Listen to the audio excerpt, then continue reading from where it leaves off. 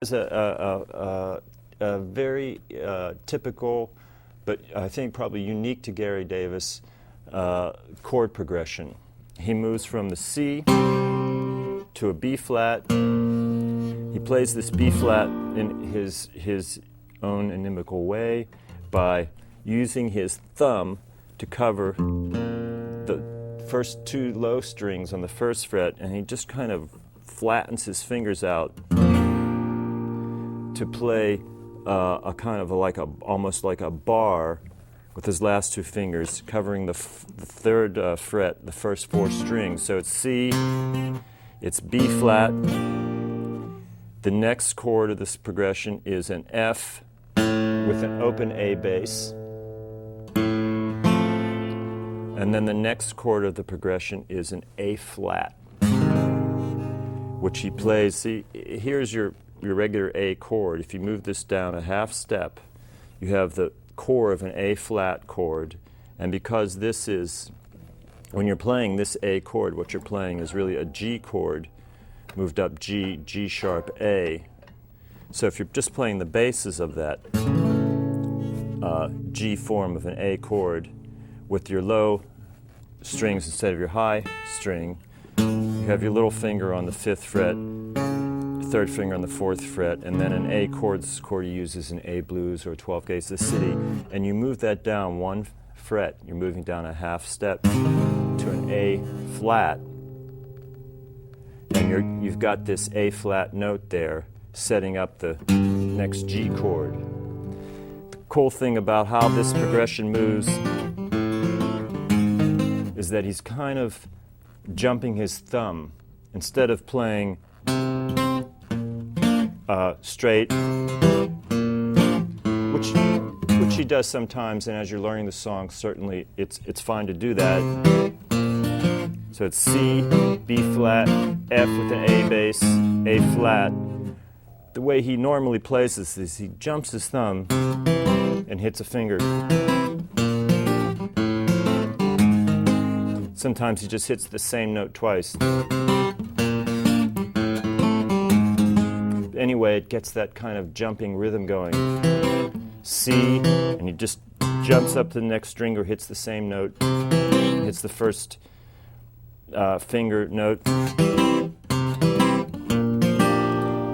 hits the 3rd fret there. F with the A bass. It's kind of jazzy sounding, and really, when you think about it, in the teens and the 20s, particularly in the 20s when they started calling this music jazz, it really was beginning to separate itself from ragtime. And a lot of what constituted jazz over ragtime was breaking up the rhythm like this. And so this is really becomes 20s jazz in a way, so he's jazzing it up. So it's C, B flat, 1st fret, 5th string bass, F with an A bass, and then back to the beginning, back to this high C, and then the last chord progression,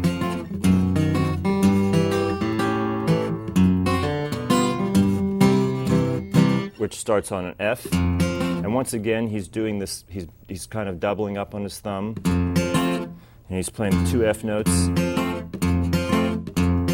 Goes from F to another kind of an A flat. This is just an A7th move down, but this time the bass is on the F sharp, repeating that F sharp that the 3rd string's playing on the 1st string. So it's F, A flat with an F sharp bass, C with a high G note. So your bass is moving up,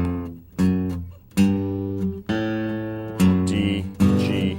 So it's F, A flat, C with the G bass and a high G note up here, up to the A7, regular A7 with an A bass, D7, G7, C.